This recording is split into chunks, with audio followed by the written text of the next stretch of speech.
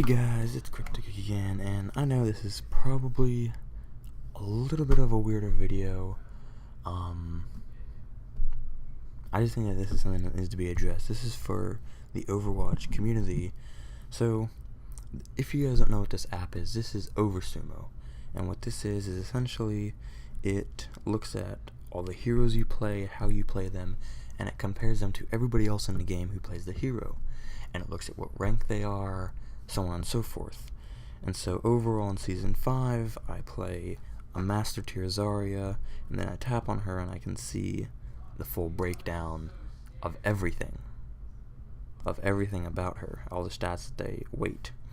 And this is the same way that someone figured out, and this is the same way that Blizzard actually weights how people get given SR or taken away SR depending on a win or a loss.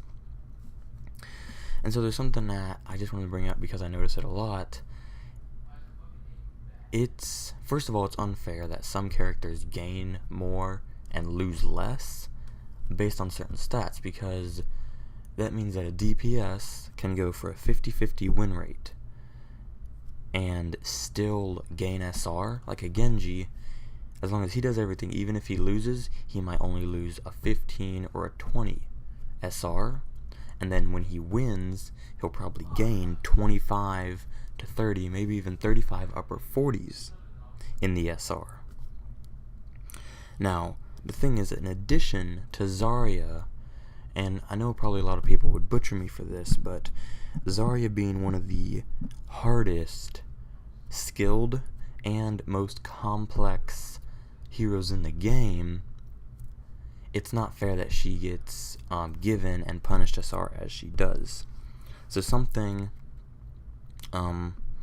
that I know for Zarya is that she is given on average about 25 SR, 20 to 25 SR. That's an average for her on a really good game too. 25 being you did really, really good this game, and 20 being you did alright, essentially. And then on a loss, Zarya will tend to lose 25 on a game when you did really good, or on even higher games, 30 or 35. So statistically speaking, you could have a 66% win percentage, 66%, so you're winning the majority of your games, almost 70% of your games, and you would still either stay stationary at the rank that you are at, or you would be moved down slowly, like you would slowly deteriorate in your SR. The biggest problem with that is because Zarya has one of the highest skill caps in the game. Now, her actual functionality, like when to use things, isn't difficult to understand, but when you need to use it properly, it is. And like all of her secrets and this and that you can apply in game to get an advantage requires a lot of skill and time to know and learn. So it's not fair that she gets penalized heavier than Genji, while Genji takes a lot of skill to play because of aiming, fast reflexes, you need to look around a lot, so on and so forth. Overall, she requires more skill to play. So I'm going to show you guys something. So this was my last night's competitive and quick play report. This is what it does. It generates a competitive and quick play report.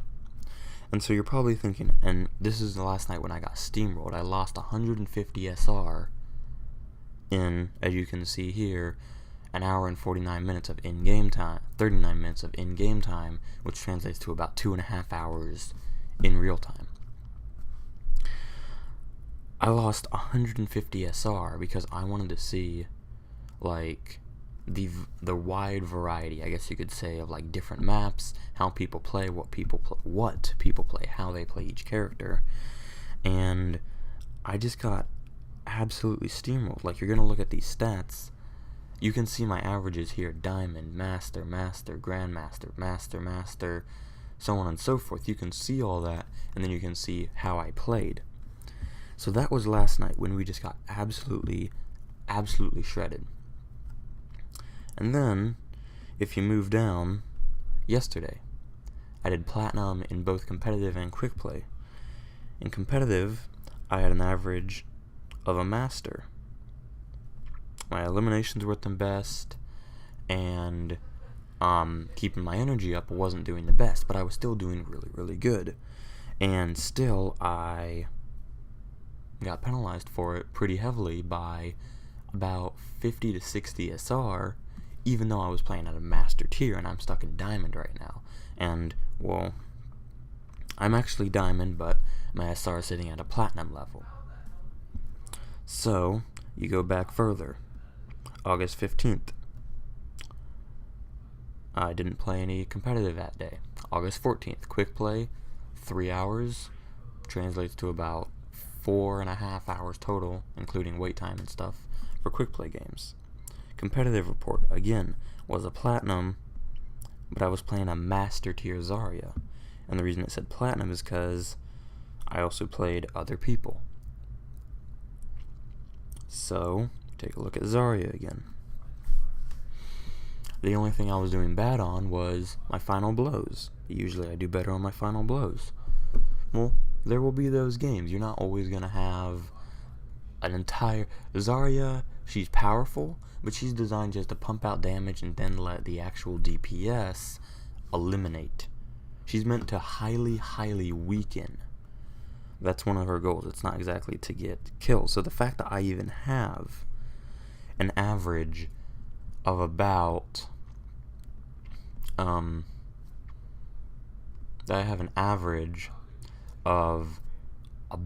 a kill and a third every single life that I play is really good. And so then again, let's come back again. So we were sitting on August 14th. We move back again. Grandmaster? What? August 12th, I was playing Zarya at a Grandmaster tier. My eliminations, and that's per life, 3.5. 3.5 per life. My final blows, it was up in the Masters. It was in a 1.36. My damage done, up in Grandmasters. Damage blocked, high energy kills, projected barriers, graviton surge.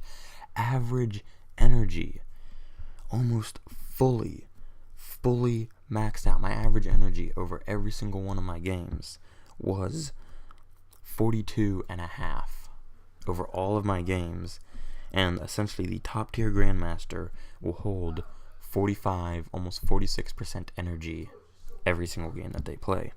So I am playing Zarya at a Grandmaster level. Now, that's just one day. Let's go back again. August 11th, another Grandmaster tier play. August 10th, another Grandmaster tier. August 9th, then we go down to Platinum again. What I'm saying is, when someone is stuck in Platinum, or Gold, or Silver, or Bronze, or Diamond, or wherever it is, if they are able to play the most complex character in the game 3 days in a row at a Grandmaster tier, why are they continually punished with higher SR hits and not given a better reward for what they do good? That's what I want to know, because they wait. Pretty much what they look at for Zarya, what they look at with Zarya is, hold on, they look at her Graviton Surge kills. So for every Graviton Surge you get and then kill somebody in it, that's what they look at. And now I know mine isn't a top one, but I mean, I am not super ballsy with Gravitons. So maybe if I was, I might gain a little bit more and lose a little less. But even then, I would still, for every loss, if I got 2 wins, I would barely cut even. I would barely cut even with my SR ranking. And if you go over onto Master Overwatch, or another one of those online sources, you can look at my accuracy. You can look at everything there. My accuracy with Zarya is 50%. Any character in the game having a 50% accuracy is really, really good. Like, if you have above a 60%, then you are, like, absolutely playing fantastically. Like, my average charge level whenever I play Zarya, like, overall, like, out of my entire Season 5 career of me playing Zarya, I have held a 50% charge. That's my average. My lowest, I think, was about a 33, maybe a 40, somewhere around there. And then my highest is an 88 in a competitive game. And so there are tons of players like me who are getting ranked on Oversumo from their performance, only their performance.